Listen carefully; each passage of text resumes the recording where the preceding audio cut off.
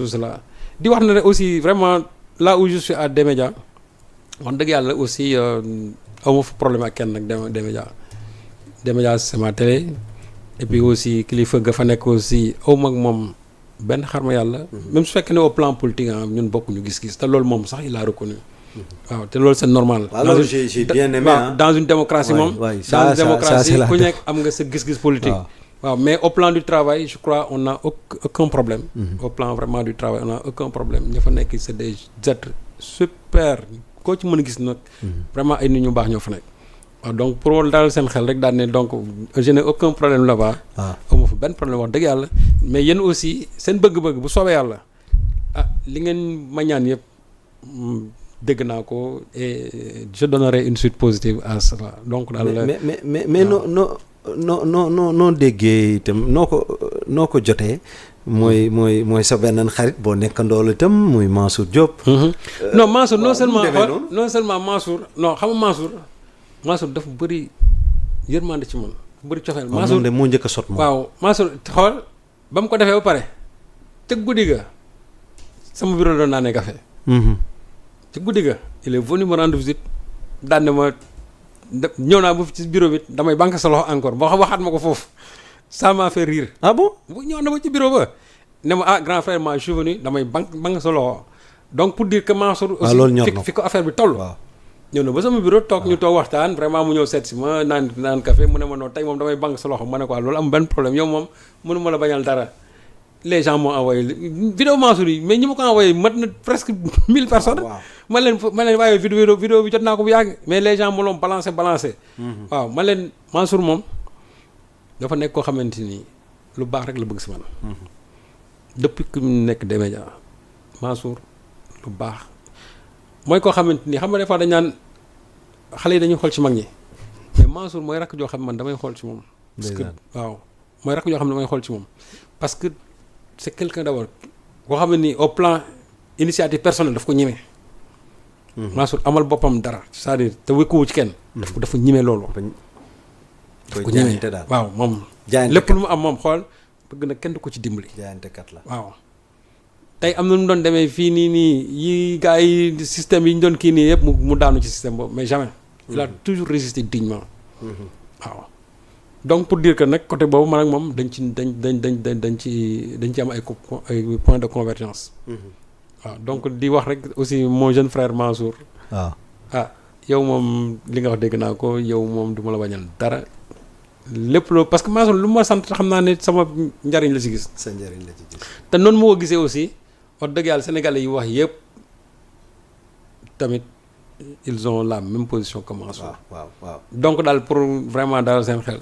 yéen dégg ngeen ko waaw que ne waaw. ñoom may naa leen daal man daal on donnera une suite positive. vraiment c'est ça xam naa en vrac rek très rapidement ñoom dañu xam nga man maa leen di tàmmal lii man ak yow bu ñu toogee am na ñaari question yu fi ndaw yu gàtt yu ñëw.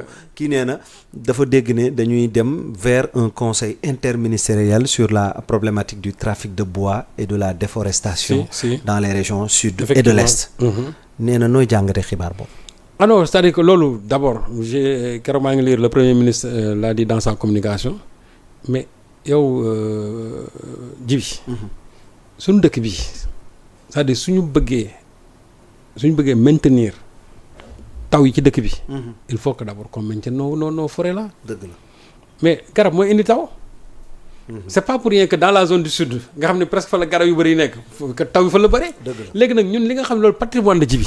est-ce que dinañ bàyyi étrangers yi des fois on dit que les chinois ak ñoo xam ne xamoo sax fu ñu jógee chaque fois bu ñu ñëwee avec une complicité locale di dagg sunu garab yi di jël di yóbbu. à des fins de transformation ñu am na ñoo xam ne ay boiseries lañ yoree foofu. te xamuñu garab lan lay non loolu moom je dis que vraiment premier ministre ça moom c'est une initiative qu'on encourage. et que on fasse tout que dans ce pays xool ñu reboiser c'est-à-dire tout le Sénégal. moi je crois que opération boobu tamit war nañ ko lancer. zone yi nga xam ne c'est devenu des zones désertiques. te am ay garab nañ fa sampan ay garab te aussi dans les nouvelles constructions nañuy bàyyi xel aussi ci garab yi parce que mënuñ ñëw foo xam ne ay garab ñoo fa war a nekk ay tool ñoo fa war a nekk ñu jël ko ne dañ fay def ay tabax mënul nekk. am na ci zone yoo xam ne nii surtout man loolu je le plains surtout Diamniadio daf ci am su partie boo xam ne nii suuf soosu pour mbay la. bët Sénégal foofu la nekkoon pratiquement foofu yëpp daf daan nourrir non seulement Dakar mais une bonne partie du pays léegi yooyu yëpp ñu jël ko bokk foog def des constructions en dur finalement on ne se rend même pas compte qu'on est en train de détruire ñun suñu patrimoine environnemental. mais il faut arrêter ça. il faut arrêter ça le peu bi nga xamante ne ñun moo fi des nañ ko conserver ba pare nag vraiment dur sur la loi. sur le trafic de bois. waaw il faut dur sur la loi sur le trafic de bois. parce que nag garab yi moom. ñun suñu survie ci la wékku. waaw. loolu am na solo moo tax sama internautes yi ñoom dañoo def benn mouvement dajaloo donc nee nañu fas yéene jëmbat ay garab. xam nga internautes yi gis nga li day wane ne dëkk bi reboisement bi ma doon wan waaw. ñoom itam ci commentaire yi la ñu xamante. mu ngoog former benn kuréel. mais donc vraiment c'est à saluer c'est ça nag André Modou Ndaw yaag sa team bi yëpp ñu ngi leen di nuyu. c'est ça nag l'esprit des jeunes de Pastef. parce que ils ont l'esprit développementiste. waaw initiative yi ñuy jël nii yëpp ñoom xaaruñu ci sax seeni autorité cleaning day bi président bi di initié ñoom xaaruñu ko ci sax parce que déjà ils sont sur le terrain. donc ñoom bu ñëwee nag ni ñuy def. ñii moom Serigne Saliou moom. waaw dinaa la booleeg ñoom quoi ñii moom bëgg naa véritablement. waaw nga tegal ma leen loxo daal. ay jeunes la nee nañ dañuy reboiser. amul problème dañuy moi je suis vraiment intéressé par tout ce qui est environnement man loolu daf ma soxla. waaw André Modou kon dégg nga sa kii joxe naa ko. Imam Khalifa Ababacar nee na mu ngi lay nuyu. mu ngi lay suivre. jot na tontu bi. Bassirou Gueye depuis Hollande ñoom ñëpp yegg si nañ ci cëppaandaw gi Serigne Saliou. bëgguma jeexal mais tamit émission nag day jeex. émission day jeex te xam naa ne grand bi dafa am tamit yeneen yitte. yu mu war a doxi mais ce fut vraiment un plaisir ma àndaat ak yow ci jeudi bi ci émission bi. plaisir partagé. macha allah vraiment partagé d'abord comme lu war rek Sénégal c'est ma maison. waaw fii sa kër la. non c'est ma maison vraiment fii moom suma kër la. et en plus aussi ay nit ñu baax ñoo fi nekk. et puis des professionnels ñoo fi nekk encore.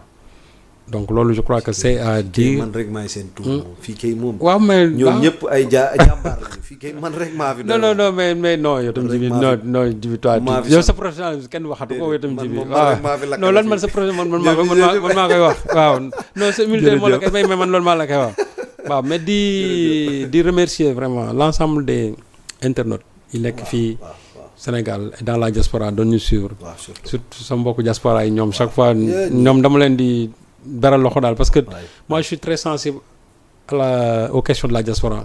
d'ailleurs boo gisee même tey yor-yor. waaw tey ci loolu laa gis ngeen intéressé wu jox leen ma à la une yor-yor bi. comme ma def comme d'habitude yéen sama journal bi du ma tàggoo. effectivement tey vraiment yor-yor ci la ñu wax. parce que dañu am ay informations sur l'enfer que vivent vraiment les émigrés là-bas en Turquie. waaw. parce que lañ fay dund dafa métti. et d'ailleurs sax boo gisee gars yi dañ naan du Turquie kese mais xibaar yi ñu ci gën a am Turquie la. waaw parce que luñ métti lañ fay dund. ñenn ñi actuellement nii mënatuñoo génn dem liggéey parce que seen i këyit non seulement nangu leen ko renouveler te soo génnee amuloo këyit renouveler ko ñu jàpp la ba pare tëj la soo génnee ñu expulser la. imaginez loolu c'est-à-dire arrestation yi on les arrête comme ça nii on les arrête comme ça. harcèlement sexuel bi tamit même chose. te loolu ñu fay dund africains yu bari moom lañ fay dund. te vraiment ñun suñu ambassadeur bi nekk foofu aussi taxawaayam ñoom rafetlu wuñ ko de. waaw rafetlu wuñ ko dara rafetlu wuñ ko. parce que ñoom jàpp nañ ne ambassadeur bi da leen seetal ñoom pour ñoom ambassadeur bi daal kuñ ci jàpp pratiquement daan leen boo leen def lii bu leen def lii wala moom daal nam leen di taxawee ñoom jàpp ñu ne ambassadeur noonu lay taxawee. mbokkam moo xam ne dafa nekk à l'extérieur. léegi nag man. j'ai dit aux nouvelles autorités aussi prenez vos responsabilités. surtout parce que waa Turquie mënuñ ñëw Sénégal am fi lu ne ils ont tout ici. ñoom boo gisee ñun suñu échange ñoom sax pratiquement ça va presque dans les maintenant 700 millions de dollars. donc ça signifie que ñoom ils ont investi c'est-à-dire que fii dañ fi investir di fi am dara donc ñun aussi suñuy nit bu ñu demee foofu dafa liggéey di participer au développement économique de leur pays war nañ leen fa mën a jox aussi seen i droits parce que nag Turquie fii kenn sonal leen fii dëgg la de. fii ils sont dans la restauration ci seen jàmm lañ nekk. donc nañ may jàmm. ñun suñu nit ñi nga xam ñoo nekk foofu. vraiment nañ leen may jàmm te loolu nag suñu autorités yi ñoo war a am seen fulla ak fayda lu ko waral nag il paraît lu ci bëri ñoom dañu jàpp ne puisque ñu ci bëri ñoom ay pacifiens lañ.